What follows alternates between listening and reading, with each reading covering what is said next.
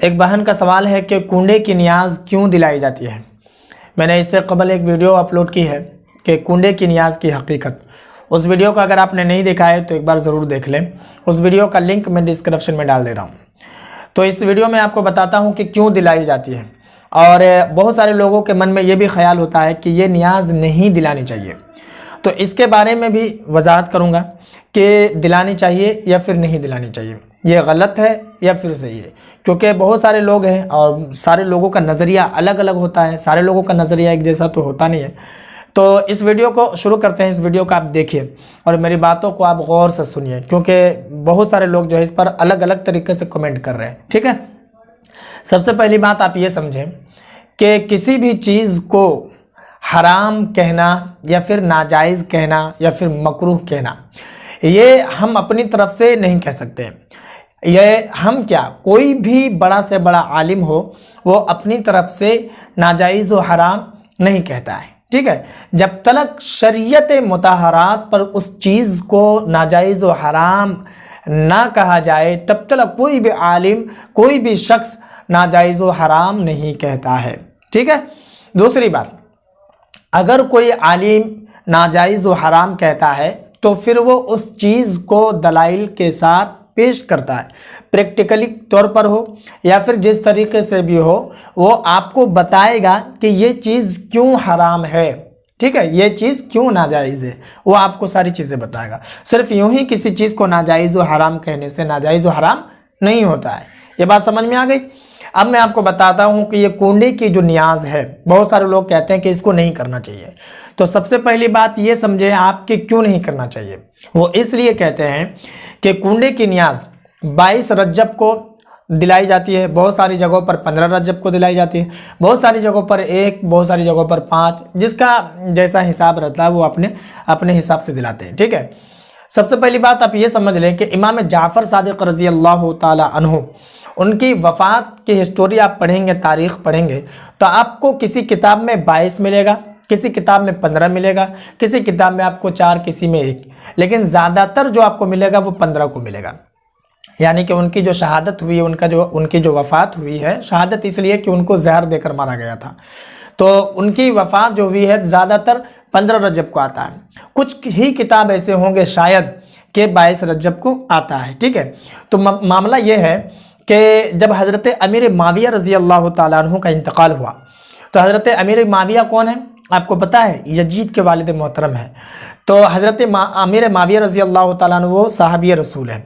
Yazid जो भी हुआ वो अपनी जगह है, ठीक है, उस पर बहस नहीं करनी, लेकिन उनके जो अब्बू हैं हज़रत अमीर माविया वो सहाबी है, इस पर हमारा ईमान है। ठीक है, कोई अगर उनको सहाबी नहीं मानता है तो फिर वो काफिर हो जाएगा, इस बात को अच्छे से समझ रहे। ठीक है, तो जो शिया लोग हैं उन लोगों से बड़ा नफरत करते थे, यानी कि हज़रत अमीर माविया से बड़ा नफरत करते थे। एक तो यजीद का मामला हो गया, इमाम हुसैन और यजीद का। दूसरी बात, हज़रत अली और हज़रत माविया में भी आपसी कुछ इख्तलाफ था, इसकी वजह से भी।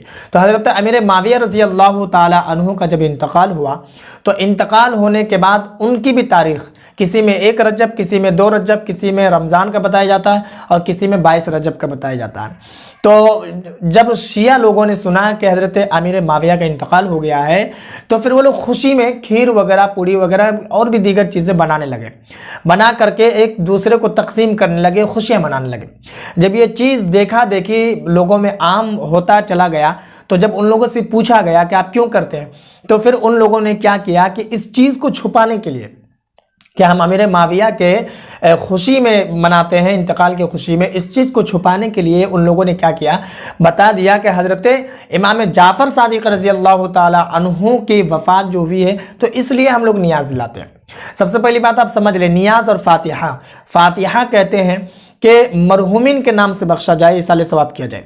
नियाज़ कहते हैं कि बुजुर्गान दीन के नाम से इसाले सवाब किया जाए, उनके दर्जात की बुलंदी के लिए, उनका फैज़ हासिल करने के लिए। ठीक है, ये बात आपको समझ में आ गई। तो उन लोगों ने ऐसा किया, तो अब क्या हुआ कि वो लोग रुके नहीं, उस तरीके से करते चले गए, देखा देखी होते होते होते होते आज इतना उरूज पर चला गया। तो बस यही वजह है कि आज लोग 22 रजब को ज़्यादातर करते हैं। जिस तरीके से बड़े बड़े शहरों में हमने देखा है, जैसे कोलकाता वगैरह में, इसके अलावा बिहार में भी बहुत सारी जगहों पर ये राइज है, तो ज़्यादातर देखा जाता है कि 22 को किया जाता है, बहुत सारी जगह पर 15 को भी किया जाता है। तो बस यही मामला है। तो इसीलिए कुंडे की नियाज दिलाते हैं। कुंडे का मतलब क्या होता है, इसको आप समझें। कुंडे की नियाज इसलिए इसको कहा जाता है कि कुंडे का जो माना आप देखेंगे फिरजुल लुगात में, तो कुंडे का मतलब होता है, माना होता है आटा गोंदना।